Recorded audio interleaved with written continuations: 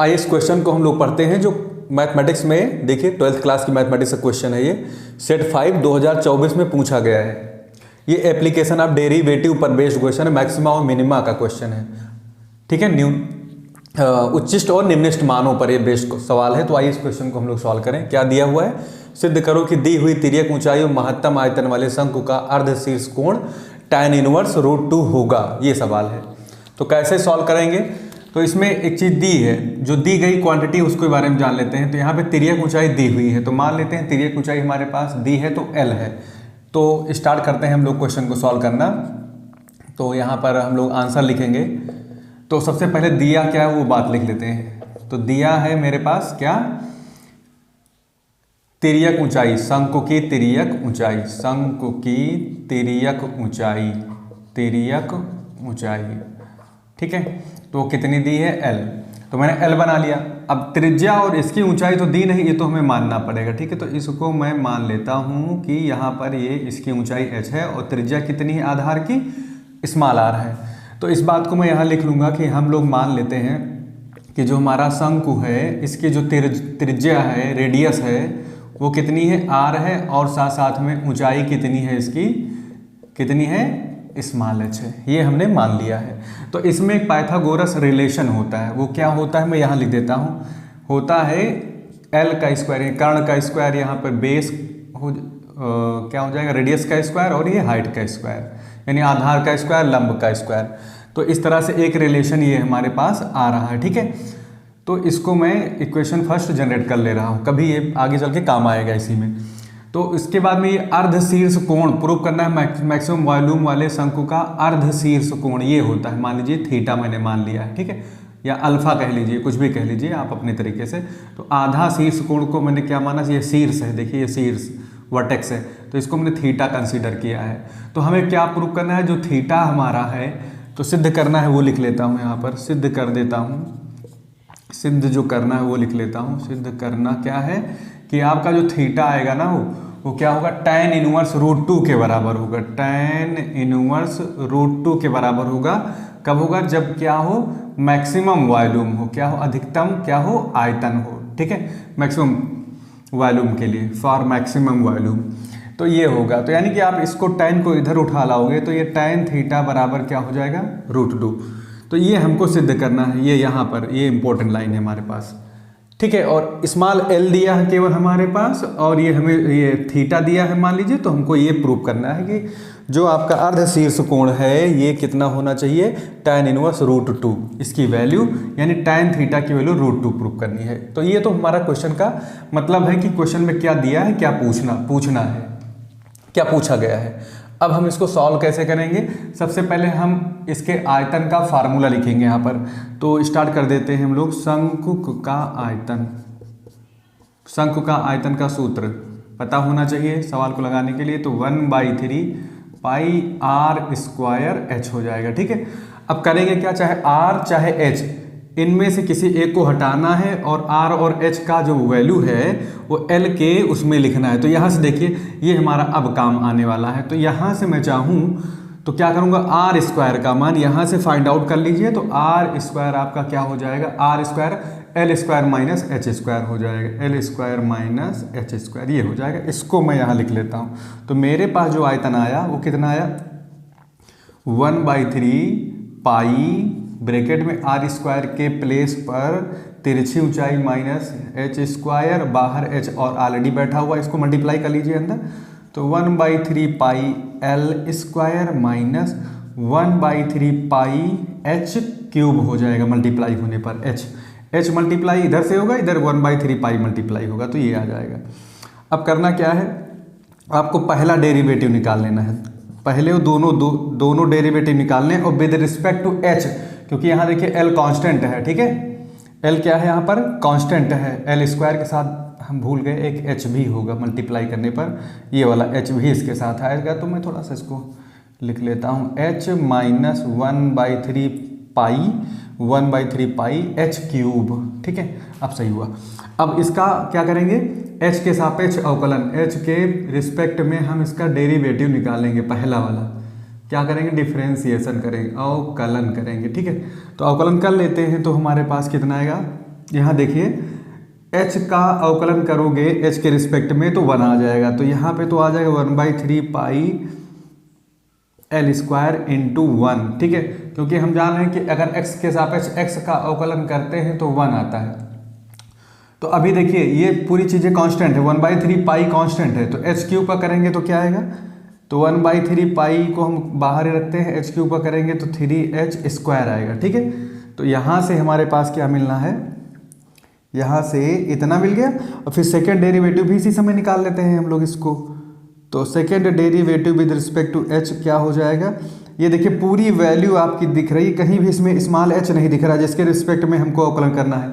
जब x ना दिखाई पड़े, बाकी फालतू चीज़ें हों तमाम, d/dx यहाँ पे लिखा होता 2k², तो कोई फ़ायदा थोड़ी ना इसका, ये तो कांस्टेंट है तो 0 हो जाएगा। ऐसे ही यहाँ पर 1/3 पाई एल स्क्वायर, कहीं भी h वाली चीज़ नहीं दिख रही, तो कांस्टेंट वैल्यू का डेरिवेटिव क्या होता है, 0 हो जाता है।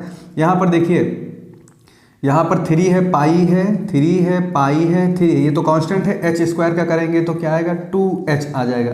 तो फाइनली 3 से 3 कट हो जाएगा, तो यहाँ पर -2πh मिला हमको, ठीक है, जो कि निगेटिव वैल्यू है, यहाँ पर पहले से पता चल रहा है, इसलिए वॉल्यूम तो मैक्सिमम होगा ही होगा। आगे बढ़ जाते हैं हम लोग, क्या करेंगे अब, आयतन के अधिकतम या न्यूनतम मान के लिए हमें क्या करना पड़ेगा, लिख लेते हैं, कौन है ये, शंकु, ठीक है, शंकु के अधिकतम या न्यूनतम मान के लिए इसके पहले वीडियो में हमने बताया है कि क्यों हम dv/dh को 0 मानते हैं, क्यों मानते हैं, ठीक है। अधिकतम या न्यूनतम मान के लिए जब भी हम लोग यहाँ लिखेंगे, कोई भी फंक्शन हो, चाहे शंकु हो, चाहे गोला हो, चाहे जो भी हो, dv/dh पहला डेरिवेटिव को हम लोग 0 बैठा के हम लोग कुछ चीज़ें निकालेंगे, ठीक है। तो यहाँ पे काम शुरू कर देते हैं, इसको मैं यहाँ पर कर लेता हूँ थोड़ा सा, तो क्या आ जाएगा, यहाँ से आपका dv/dh है, dv/dh को हमने क्या कर दिया है, 0 बनाया है, dv/dh को हमने क्या बना दिया है, 0, और dv/dh हमारे पास है क्या, ये देखिए ये लिखा हुआ है, क्या है, 1/3 है, पाई है, एल स्क्वायर है यहाँ पर, और माइनस में क्या लिखा है, 3π/3 है, 3π/3 यहाँ पर h स्क्वायर है, इसको मुझे 0 करना होगा। तो देखिए क्या बच रहा है हमारे पास, 1/3 पाई कैंसिल हो जाएगा, यानी उधर जाके 0 हो जाएगा, या कॉमन ले लीजिए π/3 इसमें से, तो अंदर एल स्क्वायर माइनस कितना आएगा भाई, π/3 कॉमन होने पर 3h स्क्वायर बराबर 0 आ जाएगा। तो कुल मिला के एल स्क्वायर किसके बराबर आएगा, 3h स्क्वायर के बराबर आएगा, या यहीं से हम चाहें तो h स्क्वायर अगर निकालें तो एल स्क्वायर बाई 3 आएगा, या यहाँ से हम निकालें तो h की वैल्यू क्या हो जाएगी, L/√3 हो जाएगी, ठीक है, ये निकली है। यहाँ पे इसको मान लीजिए थोड़ी देर के लिए कोई इक्वेशन जनरेट कर लेते हैं, दूसरे मान लीजिए, एक हो ही चुका है। तो यहाँ से एल स्क्वायर किसके बराबर, h स्क्वायर किसके बराबर निकला है भाई, h स्क्वायर निकला है L²/3 के, ठीक है, या L स्क्वायर बराबर किसके है, 3h स्क्वायर के। ये इंपॉर्टेंट पॉइंट है दोनों के दोनों। अब क्या करेंगे, h बराबर L/√3 के लिए आप क्या देख रहे हो कि आपका जो द्वितीय अवकलन है वो क्या आ रहा है। तो यहाँ पर देखिए मेरे पास द्वितीय अवकलन 2πh है माइनस का, 2π और h की जगह पर ये वैल्यू आ जाएगी आपके पास L/√3, जो कि क्या आ जाएगी, यहाँ पर ऋणात्मक है, क्या आ रहा है, निगेटिव लेस देन 0 आ रहा है, इसलिए वॉल्यूम क्या होगा, मैक्सिमम होगा। अतः आयतन इस हाइट पर क्या होगा, मैक्सिमम आयतन महत्तम होगा। इस तरह से पूरा क्वेश्चन सॉल्व होगा फाइनली। अब महत्तम होगा तो किसके लिए हुआ, h = L/√3 के लिए हो, यानी L² बराबर रूट। तो इसका मतलब ये इसलिए जहाँ पे हमारे पास L यानी h स्क्वायर, यहाँ पे कुछ गड़बड़ हुआ है भाई, यहाँ पे h स्क्वायर, ठीक है, हाँ, तो L स्क्वायर आपका किसके बराबर मिला है, 3h स्क्वायर रखने पर ये सारी बातें आई हैं। तो यहाँ पर आया L स्क्वायर बराबर 3h स्क्वायर, और L स्क्वायर की वैल्यू यहाँ से उठा के रख दीजिए समीकरण 1 से।